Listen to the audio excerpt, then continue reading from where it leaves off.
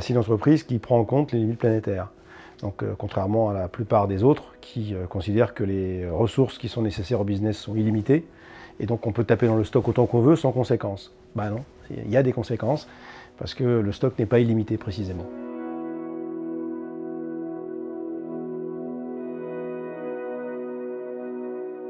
Il y a certaines limites, on ne pourra pas inverser la tendance parce que le mal est fait, on peut juste ralentir le problème, notamment la limite planétaire concernant le climat. Car on a émis tellement de CO2 depuis le début de l'ère industrielle, plus de 2000 gigatonnes de CO2, que le climat continuera à dériver pendant des milliers d'années, compte tenu de ce qu'on a déjà mis dans l'atmosphère. Par contre, on peut ralentir les conséquences négatives futures si on met un grand coup sur la pédale stop là, de nos émissions. Si on ralentit nos émissions, eh bien, on aura des effets secondaires du réchauffement qui seront moindres. Donc notre responsabilité aujourd'hui, c'est d'arriver à faire émerger une économie sans carbone pour limiter en fait, les effets délétères du changement climatique.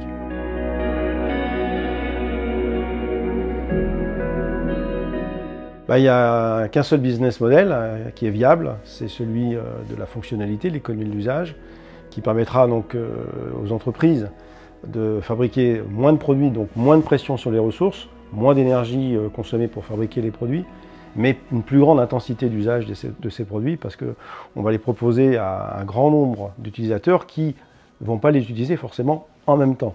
Donc quand on n'utilise pas en même temps un produit qui a été fabriqué, on intensifie son usage et on a besoin d'en moins en fabriquer. Donc il va falloir qu'on soit malin dans le futur pour faire en sorte de mettre à disposition tous les produits qui sont utiles à notre confort, mais sans forcément que chaque personne ait un unique produit qui sera sa propriété et dont il utilisera en fait une très très petite temporalité.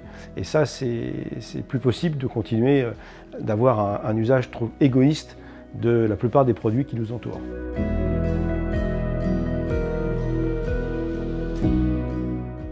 La bonne nouvelle, c'est que la prise de conscience qu'il va falloir qu'on change de paradigme, qu'on change de vitesse aussi dans la transformation et dans la transition, la prise de conscience progresse, c'est indéniable.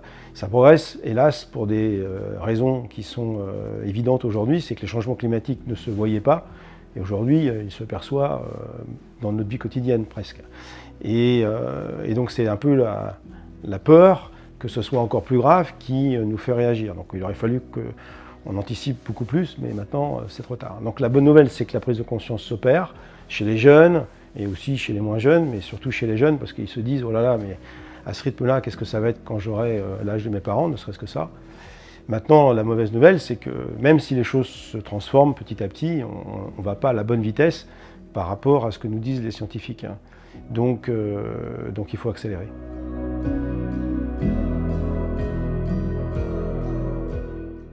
Le management par la valeur perçue, c'est de considérer en fait que ceux qui sont les mieux placés pour trouver les solutions pour faire autrement et intégrer en fait la frugalité dans le modèle d'affaires, ne serait-ce que ça, eh bien c'est pas forcément l'extérieur qui va nous apporter ces innovations, c'est l'intérieur. C'est les gens qui sont dans l'entreprise. C'est contre-intuitif, mais voilà, se dire ah ben oui, mais souvent l'innovation vient de l'extérieur. Voilà. Ça peut aussi venir de l'intérieur si on fait confiance à ce qu'on appelle au GBS, au gros bon sens de nos collaborateurs, et qu'on libère l'entreprise, qu'on libère la capacité d'innovation de nos collaborateurs en leur disant, voilà, maintenant il y a 2 valeurs limites qu'il faut pouvoir respecter, dans lesquelles il faut qu'on reste dans un cadre établi d'une première valeur qui est, il faut satisfaire le client bien sûr, puis la deuxième valeur c'est les limites planétaires précisément, donc on ne peut pas le faire à n'importe quel coût énergétique et à n'importe quel coût matière. Et une fois que les collaborateurs ont bien compris ces 2 valeurs limites, il faut les laisser proposer des nouvelles solutions. Eh bien, ça marche. Ça marche à condition d'essayer. C'est comme le goût des fraises, c'est difficile à expliquer, mais la seule façon de le percevoir, c'est de les goûter.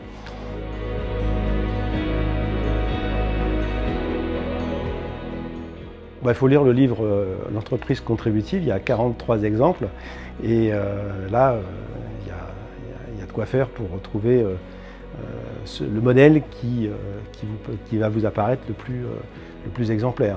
Je pense que c'est difficile d'établir une hiérarchie comme ça, il y en a plein, il y en a plein. Il n'y en a pas suffisamment, mais il y en a suffisamment en tout cas pour que ça donne envie à toutes les autres de s'y mettre le plus vite possible.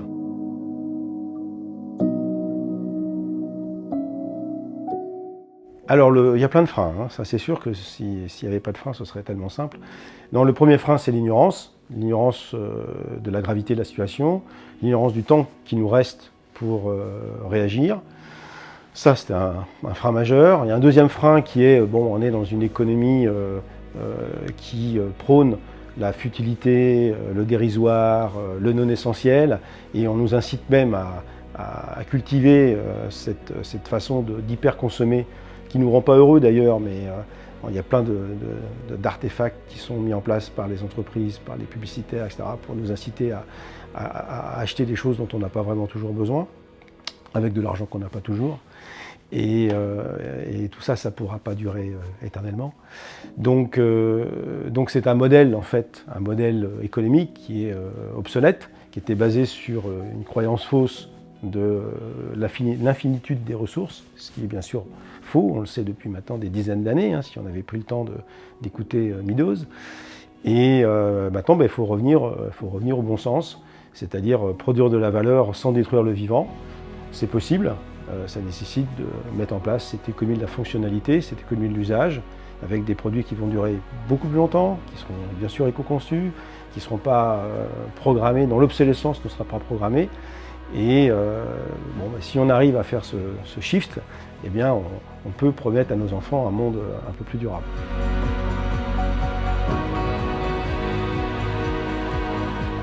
Les clés de réussite pour mettre en place ce type d'approche, c'est faire preuve d'enthousiasme, de dire voilà, c'est quand même formidable d'être dans la génération qui va devoir transformer en fait les modèles d'affaires des entreprises, les modèles sociétaux, les modèles politiques même. Donc il faut tout réinventer et je pense que ça c'est assez enthousiasmant d'un point de vue intellectuel d'être dans cette économie sous contrainte de flux. Hein, on va avoir moins de flux physique qui va rentrer dans l'économie parce qu'il va falloir qu'on consomme moins d'énergie, donc il va falloir qu'on soit plus malin, qu'on considère la frugalité comme la première des vertus que les entreprises doivent intégrer. C'est quand même contre-intuitif par rapport à ce qu'on a entendu pendant des dizaines d'années. Mais c'est marrant et il faut considérer cette reconfiguration de nos modèles comme un jeu si on veut que cette frugalité devienne désirable.